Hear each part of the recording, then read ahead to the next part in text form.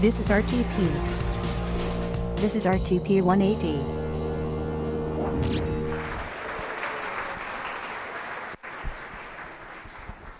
So I guess I'm the last thing standing between everyone and the beer, so I'll be quick. I got a lot of slides, but we're gonna make it through. Oh, I went the wrong way. Okay. So I want to talk to you, do a little, stage is precarious, a little primer on what city planning is. I know Patrick talked about it, but a lot of folks have different ideas about what planning is. So what I do and what the Comprehensive Planning Division is, we don't read plans so much, like we're not deciphering architectural drawings and things like that. We focus on long-range policy and sort of how the city's going to grow and how we can grow it effectively. So I'm going to talk about the things that we work on. I don't expect anybody to know what annexations, rezoning, small area plans, all those things are.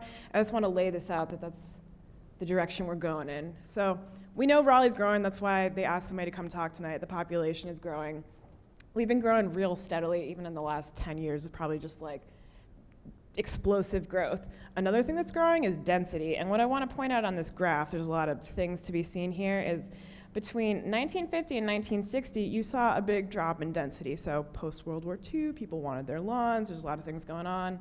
And then between 2000 and 2020, we're getting a little, where's my clicker? A little uptick in density. So things are starting to growing up a little bit more than out.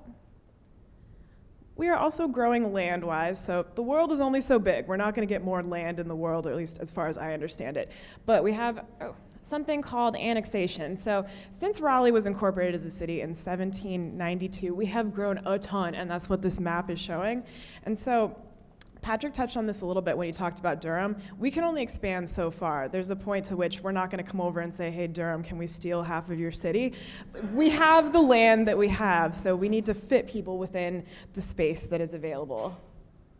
So I wanted to give an idea of density, since I think only urban planners tend to think in terms of density when I say 5 units per acre. What does that look like? So I have an example. This is just a standard Raleigh neighborhood. So I know for a fact this neighborhood is 2.2 units per acre. So this is the average density of the city of Raleigh, and to just sort of walk you through what that means. So we know that downtown is probably denser than like somebody who has a farmhouse type situation. Downtown, you may have an apartment where, I'm just going to throw out, maybe you have like 20 units per acre because it's stacked, it goes up.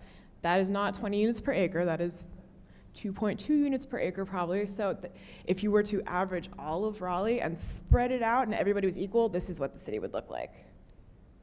So we know that the city is growing, we know we have a limited amount of space, and we know that density is growing, but density is growing slowly. So we got to fit people somewhere. Maybe they'll go to Durham, but maybe they'll come to Raleigh too. So I wanted to show an example of some of the tools that we use in the planning department to filter the growth. And really, it's our goal to spread growth in a way that makes it a harmonious city for all. Who loves traffic? You know what I mean? So this is one of the ways that we're exploring different solutions. So this map, okay. I don't want you guys to focus on the text that you can't read. What I want you to focus on is the colors in there. So those colors are indicating what we call growth framework corridors. They're loosely based around where we might see bus rapid transit or other types of transportation infrastructure. Those would be areas where it would make sense to concentrate growth. So another thing I want to point out is the city does not develop anything. We set policy and we help implement policy. We're not developers, but developers come into Raleigh and they say, hey, I found this sweet piece of land. I want to put a 500-story apartment here. We say, not going to happen because you have to do a couple things that I'm going to talk about later. But that's kind of the picture that I want to paint, is that this right here, so this is an example of what's called an urban corridor. I pulled it out from that map. So this exists today on Atlantic Avenue. Everyone's definition of urban might be a little different. Urban, generally, I think in most people's minds, doesn't mean giant street with building with a lot of parking in front of it. But so that goes back to, we are changing. As development occurs, as the market responds, this may redevelop into something denser, and that's part of the policy that we try to set as the city, is to say, okay, maybe that growth would make sense in this strip mall right here, or something of that nature. So the colors in the legend that you could not read is blown up right here. I wanted to show some other examples of how we break out sort of the tiers of different growth.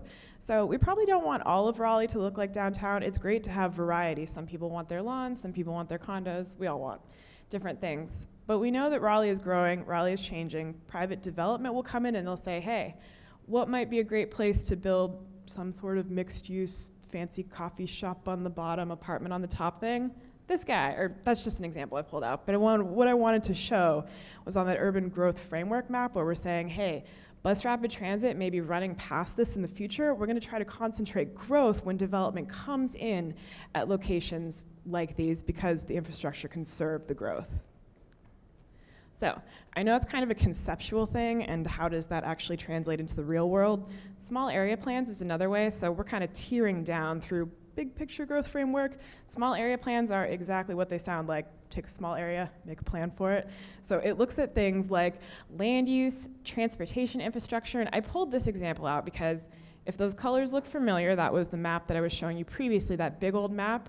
So we conducted a small area plan and we found, hey, maybe it would make sense to locate more of the future growth and density of the city in this area. So it resulted in a change to the map, which is an amendment that has to get approved by city council, which most things do, but that's just sort of walking you through how we realize city's growing, we're gonna focus some of our growth over here. Okay, so this one I'm just gonna go over real quick. Zoning, it's what you can and you can't do with the land, but what this does is it says we can locate single family houses here. If you see the light yellow, it's probably the houses in that picture that we saw, they're probably located there. It's also saying in the red, that's where we wanna see more of our density. Raleigh is changing, we know this, I've said it a couple times.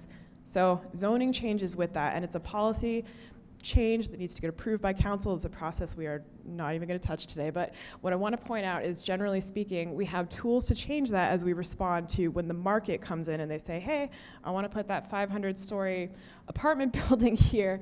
They will likely locate it, I don't know, probably downtown if the zoning is appropriate. If it's not, they can go through a process to change that zoning. That's sort of how we continue to grow.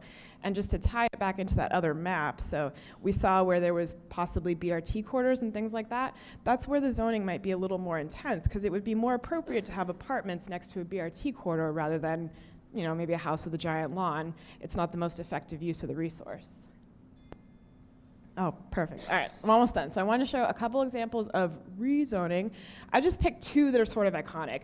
Rezoning can be boring. It doesn't have to be things like the Dillon, but the Dillon was rezoned, so I just wanted to show.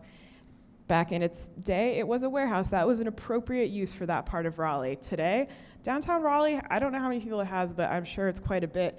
They fit into dense developments like the Dillon because the market changed, the infrastructure was available, rezoning made sense at the time. Same thing with Transfer Co. It was a bus station, and now it is housing in the back, and it's got business in the front. And it's, I know, this is really bad. It changed to meet the market conditions because that area's, the density has grown, and it has a more intense use, is what we would call it. So the market changed, the city changed the policy in response to that. So that's kind of a simple way to describe it. Real quick, my little plug is Raleigh City Planning Department's on social media, and we don't have that many followers. So we would love for all of you to follow us. I know, I heard somebody in here lives in Durham. You can follow us too. We don't mind. But we post a lot of updates about small area plans and projects we are doing that affect you if you live in the city of Raleigh. So we would love for you to know what we're up to because we work for you. And if you don't live in the city of Raleigh, you can follow us too. So thank you.